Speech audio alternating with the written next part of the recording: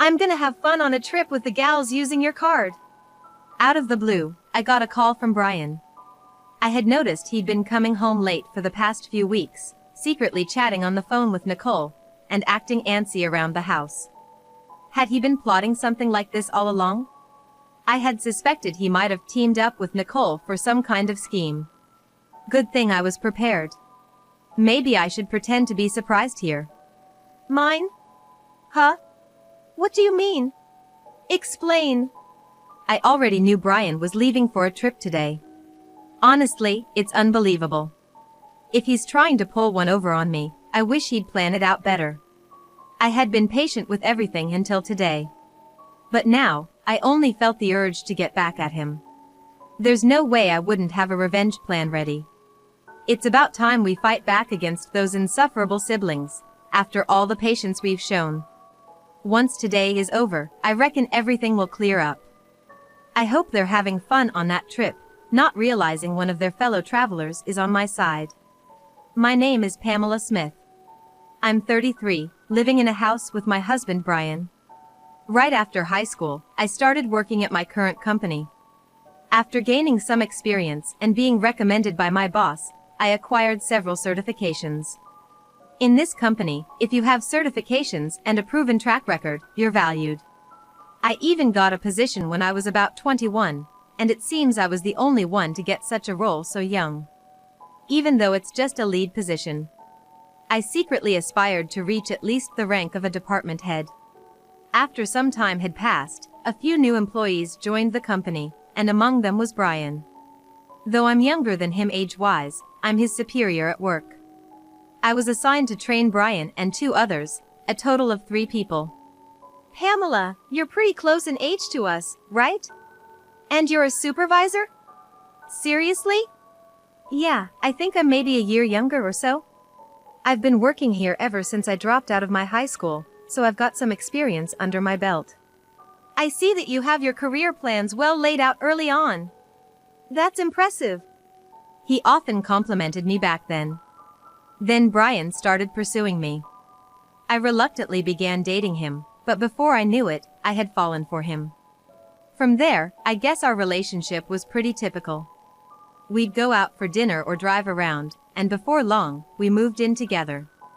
After moving in, I started to notice Brian's sloppiness. I thought maybe he trusted me enough to be himself, so I tried not to mind it too much. After living together for a while, Brian proposed, and I said yes. Then we sat down to discuss our future. I'd like you to quit your job and become a stay-at-home wife. I'll work and earn money, and you can take care of the house. That's the dream. I also want kids soon and am looking forward to buying a home and our wedding. I'm thinking of wedding, home, then kids, in that order. What do you think, Pamela? You know, Brian, that plan sounds great. I don't really mind the order either. But money's a concern. Even with our savings, you know? And I don't plan on quitting my job. Even if we have kids, we can work by being flexible. I'm a bit worried about the finances if we buy a house. Yeah, I get that. But I hate that you earn more than me. Still, I want our house. I was thinking of buying one right after our wedding. That might be tough. I already earn more than you do. So, how about we manage the wedding and the house for now, and think about kids later? We can decide what to do about my job then. All right. Let's do that. Honestly, I didn't want to quit my job, but I felt like suggesting this, otherwise Brian might be demanding forever. Before our wedding, we had an engagement party with both families. Brian's sister, Nicole, was away on a trip, so I met her for the first time at the wedding. She entered the bride and groom's waiting room without knocking, looked me up and down, snickered, and said, "So, this is who Brian chose? A bit plain compared to his past choices, huh? Oh, I'm Nicole. Your sister-in-law. I'm the type who doesn't hold back with family, so heads up." I'm Pamela. Nice to meet you. Nicole flapped her hand in a wave and left the room. I was left stunned by her upfront attitude. Yes, it turns out this sister-in-law is quite the character. I later greeted my sister-in-law's husband and thought he seemed like a decent guy. The ceremony went off without a hitch, and after touring our new home, Brian and I bought the house we both liked. I thought things were gonna get busy, so I put more energy into my work. On a seemingly ordinary day off, the doorbell suddenly rang. Since I was occupied, I had Brian answer it. He came back chatting and laughing, and it turned out my sister-in-law had dropped by. "Pamela, hey there. Brian's doing pretty well, huh? Owning such a big house. Good for him. After all, he's my little brother. Right? I've been working hard. Make yourself at home. Pamela, don't we have some snacks or something? My sister's here, so hurry up." I felt something was off with Brian's behavior. He started acting all high and mighty because his sister was here. And he probably told her he bought the house himself. I contributed to the down payment and am paying the mortgage, but Brian really wanted his name on the title, so I gave in. Since we were living together, I thought it didn't matter whose name was on it. But the way he explained it to his sister kind of irked me. But I decided to hold my tongue and not make a scene. "Here's some snacks. Brian works really hard, you know." Why does Pamela sound so bossy? She's not the boss or anything. Well, I am Brian's supervisor at work. Oh, that's right. Did I not mention that? When I started the job, Pamela was already a manager. Since she started working right after dropping out of high school, it couldn't be helped. If it were me, I'd surpass her in no time. Wait, you dropped out of high school? You look so serious, and yet you're less accomplished than me? Is there a problem just because I dropped out of high school? No, not really. But Pamela, since you didn't graduate from high school and I'm your sister-in-law, I can ask you for anything, right? That's true. Pamela, whatever my sister says is the final word. If you refuse, I'll kick you out of the house. I struggled to understand what this sibling pair was talking about. What's the point if she can ask me for anything because I do not have a high school diploma and she's my sister-in-law? And if I don't listen, I'll be kicked out of the house? What kind of nonsense is this? Is this a joke? I gave a polite smile and quickly escaped to the kitchen. I could hear Brian's voice from the kitchen, and from what I gathered, they seemed serious about their earlier conversation. After their conversation, my sister-in-law came into the kitchen. Pamela. Hey, I've got a favor to ask. What's up? I kinda need to borrow a little money, like $5,000. Please. How is that a little money? That's a lot. What do you need it for anyway? Come on, it's just $5,000? You're a supervisor, right? You must have a good salary. Oh, right. I need it to cover the remaining renovation costs. Didn't you just brag about your new condo the other day? Huh? Did I? Anyway, just hand it over. Brian told me he'd lend it to me and said I should ask you. What? Why would he decide that without asking me? Listen, Pamela. Either give me the money, or I'll call the boss right now and tell him you want to quit. Which one do you prefer? All right. Nicole, I'll lend you the money. But on one condition. We need to draw up a promissory note. What? Even though we're family? I want it in writing. So, when you come to get the money, make sure to bring your ID with a picture, okay? Ugh. Such a hassle. But fine, if you're gonna give me the money. I'll be over tomorrow night. And so, I decided to lend my sister-in-law the money. I had this gut feeling that getting her to sign a promissory note was essential. Even though Nicole grumbled, she did bring everything I asked for the next day. But seriously, I never knew how much Brian was spoiled by his sister until we got married. It's just ridiculous. I bet no matter what I said, it wouldn't have made a difference. Later on, I found out Nicole used the money to buy designer stuff. And once I lent her money, she kept asking for more, without any hesitation. Of course, I made her sign a note every single time. In a month, she had borrowed about $12,000 from me. Just when I thought this was becoming too much, I got called into the boss's office. Turns out, they wanted to promote me from a supervisor to a manager. I was over the moon. I couldn't wait to get home and share the good news with Brian, who had taken the day off. I'm home. Brian, guess what? Welcome back. Pamela, you seem really excited. What happened? Today my boss called me in and guess what? He asked me if I wanted to be the department manager. My goal has always been to become the head manager, so I'm super excited that I'm getting closer to it. Huh? Wait, what? Pamela, you're getting promoted? I don't get it. Did you accept the offer? Well, yeah. I've told you about my goal before, right? Hold on, you should have asked for my permission before making such a decision. What were you thinking? Plus, I've told you I wanted you to be a stay-at-home wife, haven't I? How come you're getting promoted and I'm still stuck at the same position? Doesn't that seem odd? That's not my fault. I've told you I don't want to quit my job. Why you can't get promoted is beyond me. Shortly after, Brian made a call, and I assumed it was to his older sister. Sure enough, a few minutes later, his sister arrived. Hey!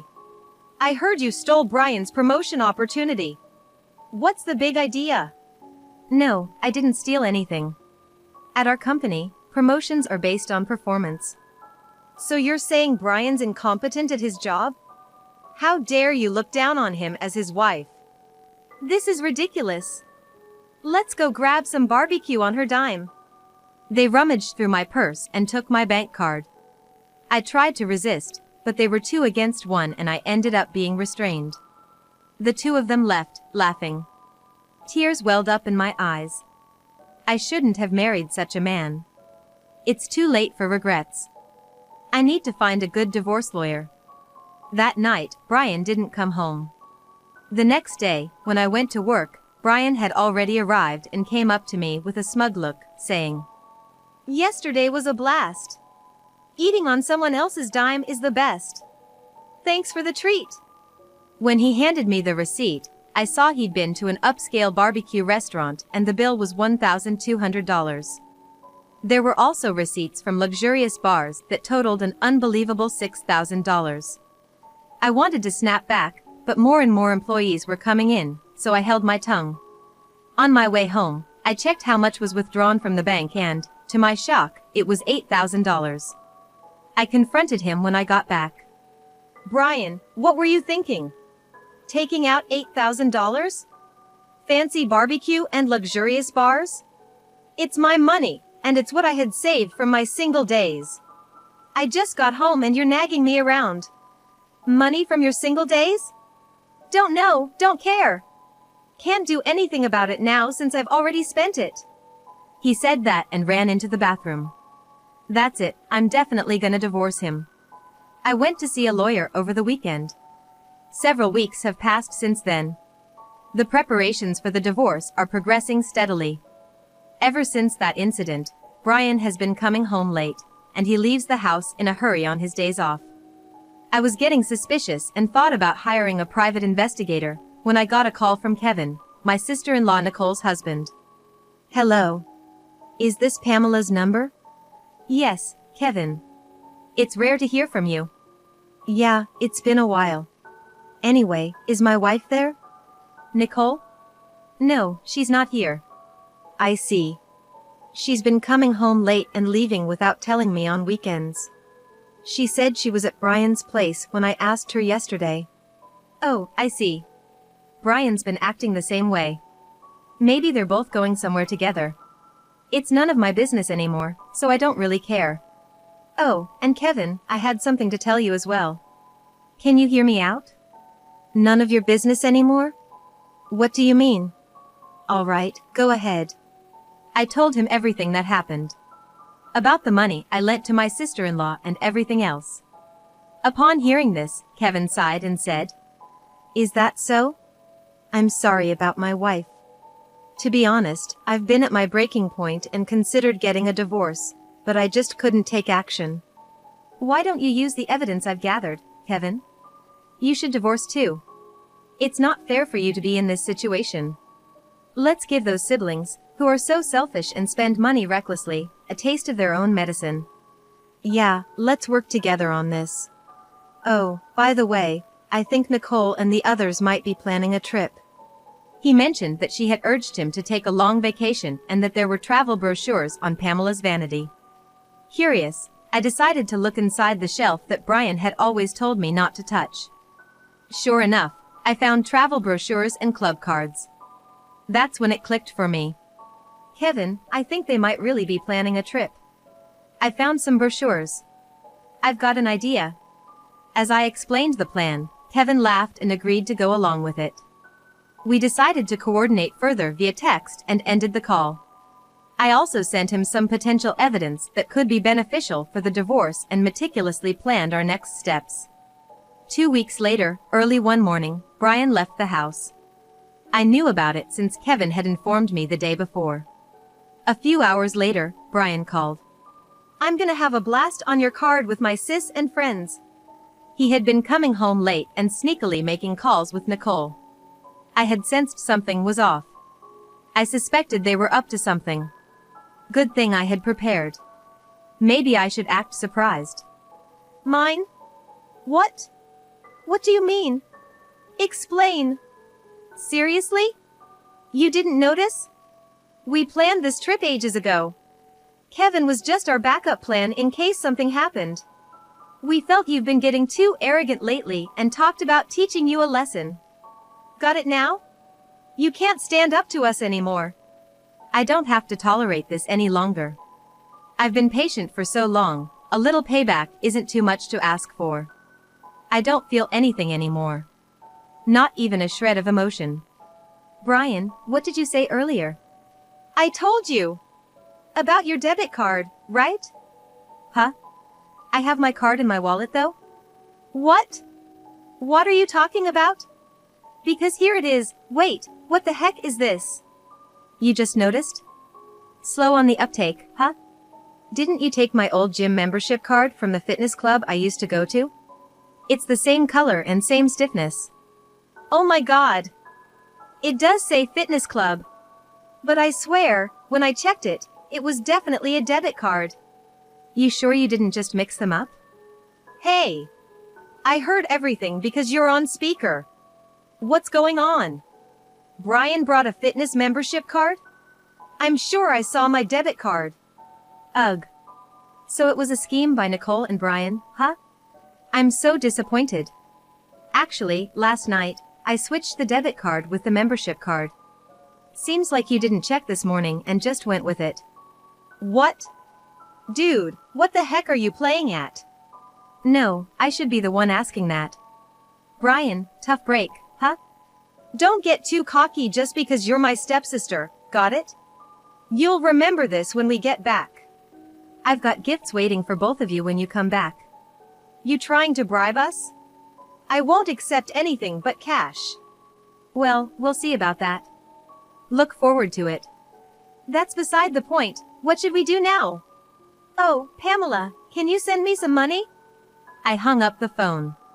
I didn't need to hear any more. Then I got a message from Brian saying, you better send it, okay? Or, worst case scenario, we still have Kevin here, you know. I simply replied with, is that so? And went back to sleep. I was woken up by the ring of my phone in the afternoon.